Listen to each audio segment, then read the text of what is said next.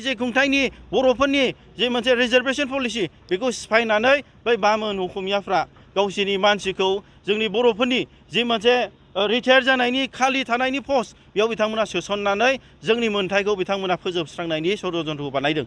गतिके दा बिटिआर मोनखांनायनि उनाव जोंहा खुनु आर्मस आफादफोरबो गैलिया, खुनु सोमावसारग्रा हान्जाबो गैला, नाथाय जोंनि बर' लाइमोनफोरखौ फिन खेबसे सोरबा दंफां सिखावनि नाम, सोरबा मै गावथारनायनि नामाव हमै हमै जोंनि आसाम सरकार बिथांमोना दिनै गावथारफिननायखौ जों नुनो मोन्दों। गतिके जोङो दिनै बिटिआर सरकार मोननायनि उनाव खुनु सान्थि फैदों बेखौ जों नुनो मोनाखै। आरो बेनि गेजेराव गोबां मिसआन्डारस्टेन्डिं, गोबां जोंनि जेंना, जाय जेंनाया देरसिन सोरबा बुलायनाय, सोरबा गावथारनायनिल' जोंनि सान्थिनि खोथा नङा। पार्टिया फैया मानो, कंग्रेस हक बिजेपि हक, बिथांमोनानो सासन खालामो, बिथांमोनानो आसामखौ सामलायो।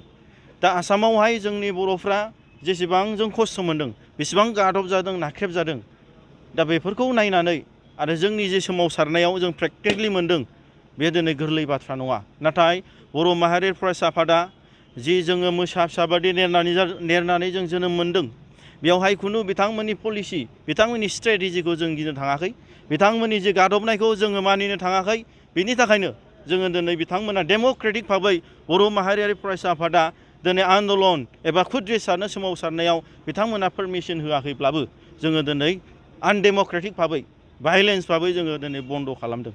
दा गतिके बर' माहारियारि फरायसा आफादनि एबा बर' माहारियारि फरायसा आफादनि सोमावसारनाय मानि बर' हारिनि सोमावसारनाय, बेवहाय बिथांमोना निस्सय जोंखौ होबथादों, बिथांमोना पारमिसन होआखै। नट अनलि जोंनि आसामाव, इभेन दिल्लीयाव बिथांमोना माखासे टप अफिसार्सफोरखौ बुंनानै जोंनि पारमिसनखौ गोबांबार केन्सेल खालामदों। नाथाय जों जेननानै थायाखै, जों फासयनानै थायाखै। आरो बिथांमोननि जि पलिसि स्ट्रेटेजिस बिथांमोना बे थांनाय समफोरनिफ्राय बाहायदों, बे बाहायनाया जोंनि थाखाय खुनु जोंनि माने आखाइ मुथिसेबो मोनसे प्रब्लेम नङा। बेखौ जों नेवसिनानै जों बिथांमोननि प्रब्लेम समस्याखौ जों बारनानै जों बिसोरनि जेंसि आरो जेंनाखौ जेंसि सानाब्लानो जों बनसुआ जोंनि थांखि होसोनायाव जों जेब्लायबो साखाफारा आरो जों गोख्रों भाबै जों थिरांथा लाबाय। फैबाय थानाय समाव जिथु बड'लेण्ड सोमावसारनायनि थाखाय नोंथांमोना गेदेर हाबाफारि लानायनि थांखि दं।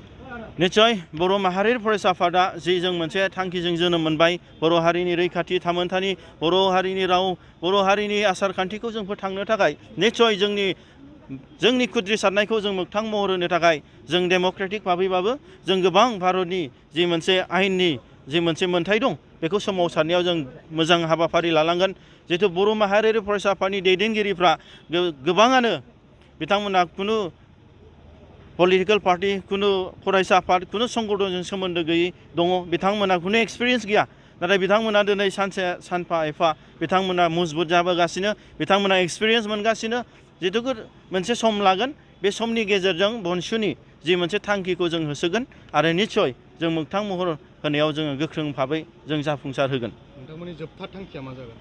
दा बर' माहारियारि फरायसा आफादनि जोबथा थांखिया दिनै मोनसे फिसा मोनसे काउन्सिल एबा राजनितिक अधिकारल' नङा, नाथाय बर' माहारियारि फरायसा आफादनि मोनसे थांखियानो जाहैबाय उदांस्रि। जाय उदांस्रिखौ जोंनि बर'फ्रा गुबुन गुबुन हारि हारिसाफोर बादि समान मोनथाय लानानै फैबाय थानाय समाव जोंनि गथ' गथायफ्रा जि मोनसे मोजां स्कुल, मोनसे मोजां थासारियाव बिथांमोन बादि भारतनि संबिधान सिङाव बर' माहारियारि फरायसा आफादा सेन्ट्रेल बर' माहारियारि फरायसा आफादनि मावख'आव दिनैनि बे सेकेन्ड फाउन्डेसन डे, नैथि गायसनथाय सान, बेखौ गाजा गोमजायैनो फालिबाय। दा गिबि खेबै जोंनि सेन्ट्रेल बनसुआव जोङो नैबे हाबाफारिखौ लानाय जादों आरो बेनि गेजेरजों जोंनि गोथार फिरफिलाखौ उदां अख्राङाव बिरहोनानै जोङो जोंनि मुंख्लंफोरखौ मान बावनानै, जोंनि बड'फा उपेन्द्रनाथ ब्रह्मखौ मान बावनानै जोंनि नैबे हाबाफारिखौ आवगायजेनबाय। दा बर' माहारि फरायसा आफादा थांनाय 2022नि 7 तारिख फेब्रुवारियाव जोंनि नैबे देबोरगावनि जे गोथै हाखराव मुंख्लंफोरखौ मान बावनानै दिनै जोनोम मोन्दों। आरो दिनै बर' माहारि फरायसा आफादा फैबाय थानाय समाव बर' हारिनि रैखाथि, थामोन्था आरो बर' हारिखौ जोङो दिनै मोनसे गेरेमसा हारि दानो थाखाय जि जों सिमां सुजुदों, बे थांखिखौ जों दिनै जानजि खाफ्रानानै जों आवगायलांगासिनो। जोंनि बर' माहारि फरायसा आफादा जोनोम मोननायनिफ्रायनो जोङो मोसा फिसा बादि जों नेरनानै जोनोम जादों। बेवहाय खुनु रावखौबो जों गिनाय गैया, रावखौबो जों लाजिनाय गैया। बर' हारिनि थामोनथानि थाखाय जोङो दिनै गोदान जोलै आरो जोलैसाफ्रा फैबाय थानाय जोंनि इयुन, जोंनि फंबाय बिनानावमोननि थाखाय जों दिनै बिखा फोदानानै बर' माहारियारि फरायसा आफादाव थानानै जों खामानि मावगासिनो दं। थांनाय 2 बोसोराव राजाफोरनिफ्राय बर' रायजो राजा जे बर' माहारियारि फरायसा आफादनि जे सोमावसारनाय, बे सोमावसारनायाव जे जों आगान होबाय, जों आगान होनायाव जों नुनो मोनदों जे थासारिया जोंनि थाखाय एथ' गोरलै नङा।